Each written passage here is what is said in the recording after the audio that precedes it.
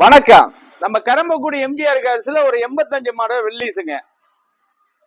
வண்டி நல்லா கெட்டப்பா ரெடி பண்ண வண்டிங்க. பேப்பர் கரண்டுங்க.